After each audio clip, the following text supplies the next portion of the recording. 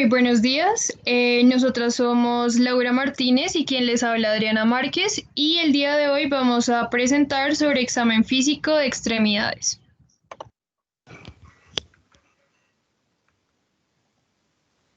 Primero que todo, debemos tener en cuenta que para el examen físico de extremidades, pues como tal, se realiza mediante dos métodos, la inspección y la palpación. También debemos tener en cuenta que los miembros superiores se pueden examinar en cualquier posición, mientras que lo ideal para los miembros inferiores es tener al paciente acostado. También es importante saber que la lectura y la examinación debe ser sistemática. Cuando hablamos de sistemático nos referimos a que en el miembro superior se debe comenzar por las manos hasta llegar a los hombros, mientras que en el miembro inferior se comienza por los pies hasta llegar a la cadera. Dentro del examen físico de extremidades debemos observar simetría, características de la piel, el pelo, las uñas y el estado de los huesos y las articulaciones, además de palpar pulsos y buscar adenopatías. Ya vamos a comenzar primero por la examinación periférica vascular, en donde antes de realizarlo debemos exponer el segmento superior del paciente y acomodar el mismo en la camilla a 45 grados. Entonces, esta examinación consta de 4 pasos generales, en donde el primero es la inspección en general, en donde incluye los signos clínicos y los objetos que pueda tener el paciente. Segundo, los miembros superiores, en donde vamos a inspeccionar, tomar temperatura, pulsos y presión arterial. Tercero, el abdomen, en donde también vamos a inspeccionar, tomar temperatura, los pulsos y la presión arterial. Y por último, los miembros inferiores, en donde vamos a inspeccionar, comparar, tomar temperatura, los pulsos y además de eso, evaluar la sensación. Comenzando por la inspección general, eh, vamos a tener en cuenta los signos clínicos. Entonces, vamos a evaluar si el paciente tiene alguna extremidad o dedos perdidos y alguna cicatriz. Y esto se hace con el fin de buscar signos clínicos que nos sugieran una patología subyacente. Por otro lado, ya los objetos y equipamiento hacen referencia a las posibles herramientas que necesite el paciente para, por ejemplo, caminar, como las prótesis de miembros, las sillas de ruedas, las muletas o alguna otra ayuda. También debemos tomar los signos vitales y tener en cuenta las recetas farmacológicas que tenga el paciente. Ya comenzando por los miembros superiores, vamos a proceder con la inspección. Debemos inspeccionar y comparar las extremidades superiores en busca de cianosis periférica, que como sabemos es la coloración azulada de la piel asociada a baja saturación de oxígeno en los tejidos y está asociado a la enfermedad vascular periférica. También vamos a buscar alguna posible palidez periférica que hace referencia al color pálido de la piel y que puede sugerir al igual una mala perfusión. La tinción de alquitrán también debemos tenerla en cuenta, ya que esta está causada por el tabaquismo. Xantomas, que sabemos que es el depósito de colesterol en la palma, los tendones de la muñeca o en el codo, como se puede observar en la imagen superior. Y la gangrena, que es la necrosis tisular secundaria a una perfusión inadecuada, que ya nos va a generar cambios en el color de la piel, por ejemplo, rojo o negro. Como segundo aspecto en los miembros superiores, debemos evaluar la temperatura y el tiempo de llenado capilar. En cuanto a la temperatura, lo ideal es colocar la cara dorsal de la mano sobre la extremidad superior del paciente para evaluarla y se hace en ambas extremidades. Entonces, lo normal es que las dos se encuentren simétricamente calientes. Ya lo patológico es que una de las extremidades se encuentre fría o pálida. Eso nos da indicios de una mala perfusión arterial. También tenemos el tiempo de llenado capilar, que es la forma más útil de evaluar la perfusión periférica. Esto se hace en unos pasos que son realmente simples, en donde primero se aplica 5 segundos de presión en la falange distal, como podemos observar en la imagen, de uno de los dedos del paciente y luego soltamos. En individuos sanos aparece una palidez del área comprimida más o menos en 2 segundos. Ya cuando esta aparición de la palidez se prolonga más de esos 2 segundos, nos indica una mala perfusión. También tenemos un test específico que nos sirve para evaluar la irrigación colateral de la arteria radial y cubital en la mano, que es el test de Allen, como lo podemos observar en la imagen. También es necesario evaluar siempre los pulsos. Recordando, siempre que hablemos de pulsos, tenemos que evaluar su frecuencia, el ritmo y la amplitud. Como sabemos, la frecuencia normal son de 55 a 100 pulsaciones por minuto. Cuando es menor a 55, pues ya hablamos de una bradicardia, y cuando es mayor a 100 es una taquicardia. Y también debemos tener en cuenta la manera en la cual registramos el pulso arterial, que es mediante cruces, en donde un 0 significa que el pulso está ausente, una cruz, el pulso está disminuido, 2 cruces, el pulso está normal, 3 cruces, el pulso está aumentado, y 4 cruces, los pulsos están muy aumentados. Los pulsos que podemos palpar en los miembros superiores son el pulso radial, el pulso braquial, que este es necesario tenerlo en cuenta debido a que es el más potente en los niños y el más fácil de palpar en ellos, el pulso axilar, el pulso carotidio. Adicional a ello, es importante no solamente palparlos, sino también auscultarlos en busca de algún soplo que pues nos sugiere un flujo turbulento de diversas etiologías. Entonces, ¿cuáles son los pulsos que podemos auscultar? Entonces tenemos la arteria carótida. La auscultación de esta arteria debe ser rutinaria. Las arterias renales en el epigastrio, las arterias ilíacas en las fosas ilíacas y las arterias femorales por debajo de los ligamentos inguinales. Ya pasando a los miembros inferiores, también debemos inspeccionar y comparar las extremidades en busca de cianosis periférica, palidez, rubor isquémico, y acá es muy importante evaluar la presencia de úlceras. Y estas úlceras debemos diferenciarlas, las úlceras venosas de las arteriales, en donde las venosas son grandes y superficiales, con bordes irregulares y que son levemente dolorosas. Además de eso, la localización de las úlceras venosas es en la cara medial del tobillo, generalmente. Y las úlceras arteriales ya son más pequeñas, son bien definidas y profundas, pero estas, al contrario de las venosas, sí son bastante dolorosas. Y su localización suele ser un poco más periférica, por ejemplo, la punta de los dedos, como podemos observar en la imagen. Además de las úlceras, buscamos gangrena, falta de extremidades o dedos de los pies, cicatrices. La pérdida de vello es importante debido a que esta está asociada a una enfermedad vascular periférica, debido a que en esta hay un deterioro crónico de la perfusión tisular, en donde no nos permite el crecimiento del vello. También debemos buscar pérdida de masa muscular, xantomas, y evaluar la parálisis. Al igual que en los miembros superiores, se sigue la misma técnica para evaluar la temperatura y el tiempo de llenado capilar, con los resultados pues normales y patológicos. Los pulsos que podemos palpar en la región inferior son los pulsos femoral, el pulso popliteo, el pulso pedio y el pulso tibial posterior. También es muy importante tener en cuenta que aquí es fundamental evaluar la sensación, ya que algunas enfermedades, por ejemplo la neuropatía periférica o la isquemia, nos van a producir algún tipo de parestesias o pues pérdida de sensación. Entonces esto se evalúa pidiéndole al paciente que cierre los ojos y con algún objeto intentar producir algún tipo de sensación y preguntarle si lo siente o no.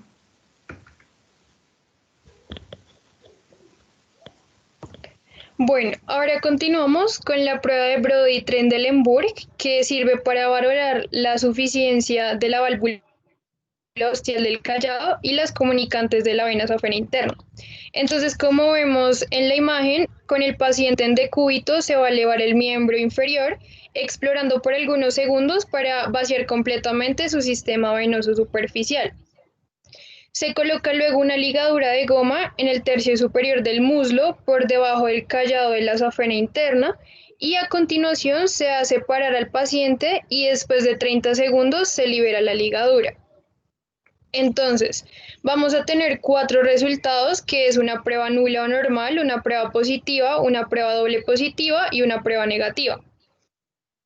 Cuando estamos hablando de una prueba nula o normal, decimos que se produce un rellenado lento, normal, de abajo hacia arriba, debido al flujo de sangre desde las colaterales que no varía al soltar la ligadura. Cuando hablamos de una prueba positiva, las venas patológicas permanecen vacías o se rellenan muy lentamente de abajo hacia arriba por flujo desde las colaterales. Sin embargo, al soltar las ligaduras se rellena de manera súbita de arriba a abajo, por lo cual indica insuficiencia exclusiva del callado safeno interno sin insuficiencia de las comunicantes. Luego tenemos la prueba doble positiva, que se observa un rellenado rápido de abajo a arriba antes de soltar la ligadura, lo cual indica insuficiencia de las comunicantes. Al soltar las ligaduras aumenta de forma repentina el rellenado de arriba a abajo, lo que señala insuficiencia del callado safeno interno. Y para finalizar tenemos una prueba negativa donde se observa rellenado rápido antes de soltar la ligadura por insuficiencia de las comunicantes, sin que varíe al soltar la ligadura, lo cual indica suficiencia del callado safeno interno.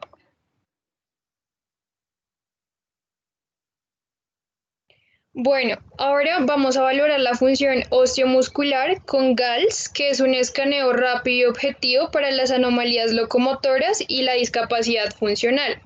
Entonces tenemos que la G significa marcha, A significa brazos, L significa piernas y S significa columna vertebral. Entonces, para hacerlo un poco más dinámico, ahorita diré la teoría a grosso modo y a continuación vamos a mostrar un video ejemplificando dicha técnica. Entonces, en la marcha debemos observar al paciente caminar, girar y retroceder. En brazos tenemos que ver que el paciente se ponga en posición anatómica, comprobar la masa muscular, ver, digamos, que las posiciones anatómicas como supinación y pronación, el agarre normal.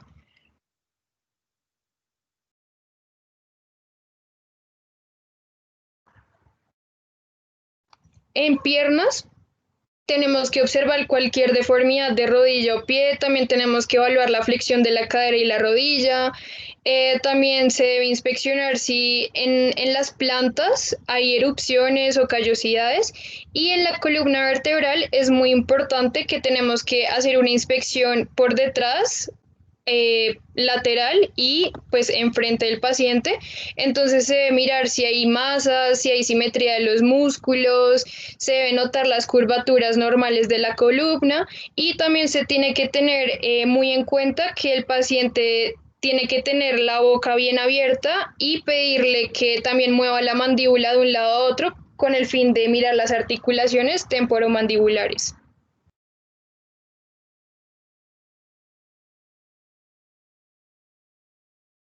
Y a continuación vamos a ejemplificar esta técnica en este video.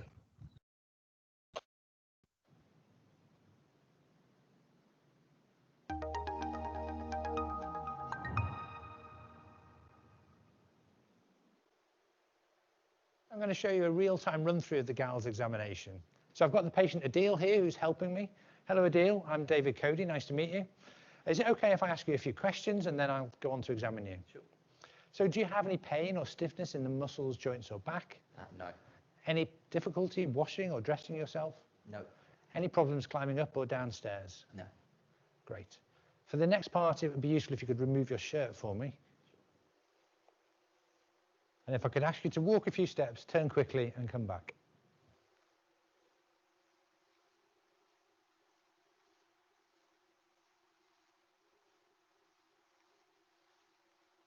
If you don't mind just standing nice and straight, I'm just going to have a look at the joints.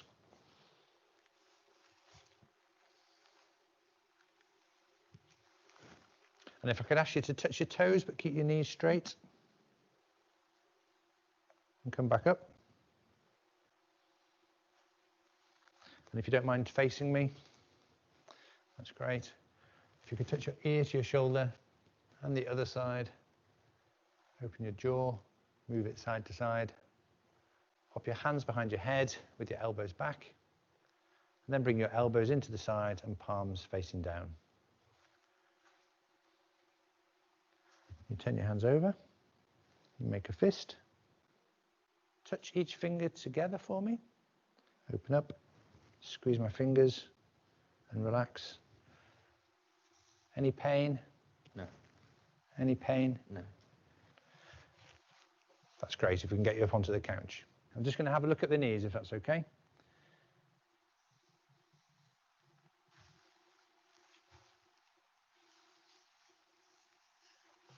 Just going to bring this knee up.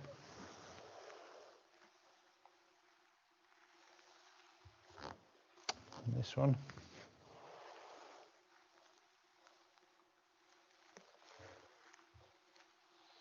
Just going to squeeze your toes. Does that hurt? No. No.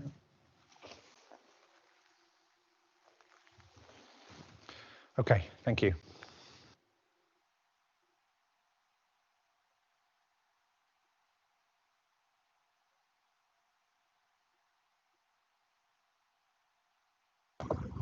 Bueno, ahora continuando con las maniobras especiales que tenemos que tener en cuenta, tenemos el signo del bostezo que indica daño de alguno de los ligamentos colaterales.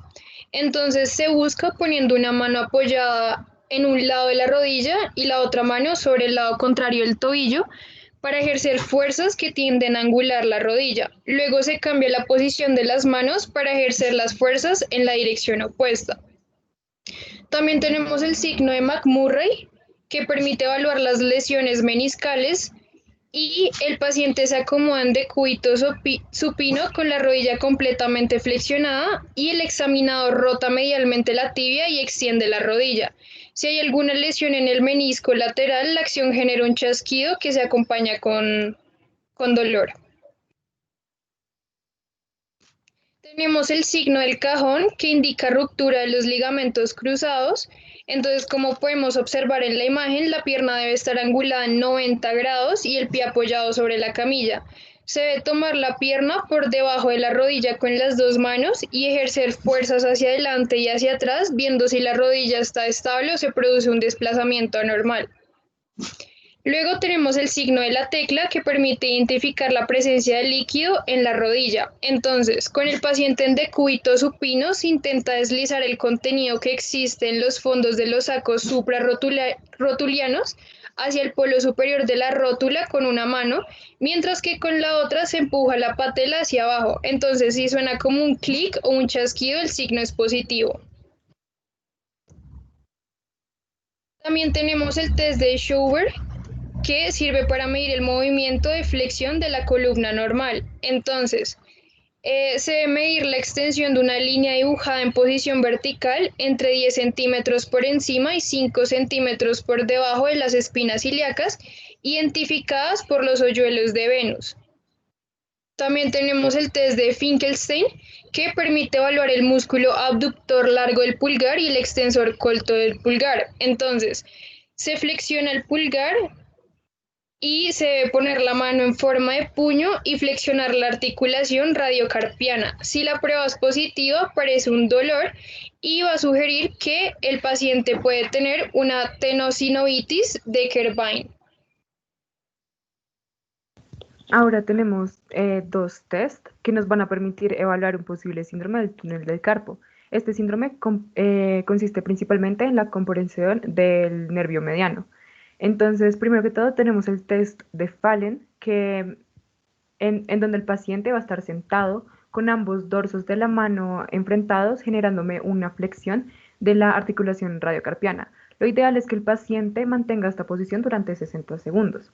Sin embargo, si empieza a aparecer un dolor o una parestesia en las zonas inervadas por este nervio mediano, se considera positiva. Tenemos ahora el test de Tinel, que consiste principalmente en percutir el ligamento carpiano. Al momento de percutir este ligamento, vamos a estar estimulando el nervio mediano y también saldría positivo si aparece un hormigueo, una sensación de cosquilleo que nos indica una parestesia y también un dolor. A continuación seguimos con el test de Patrick, que tiene como objetivo valorar la funcionalidad de la articulación sacroiliaca. Entonces, como podemos ver en la imagen, el paciente debe estar con la rodilla flexionada, descansando en la rótula de la pierna contraria, y el examinador con una mano va a hacer presión sobre la cara interna de la rodilla, lo cual estresa la articulación sacroiliaca. Y pues esto será positivo si refiere un dolor en la zona de la nalga o en la ingle. También tenemos el test de la SIG, que permite evaluar el compromiso del nervio ciático y va a ser positiva si a los 30-70 grados de elevación aparece un dolor pues en el paciente. Y para finalizar tenemos el Squeezy Test, que el propósito es ayudar al diagnóstico del esguince de tobillo sindesmótico. Entonces se comprime el peroné proximal contra la tibia para evaluar la integridad de los huesos, la membrana interósea y los ligamentos sindesmóticos. Y el dolor ocurre con la fractura o la diastasis y se considera un signo positivo.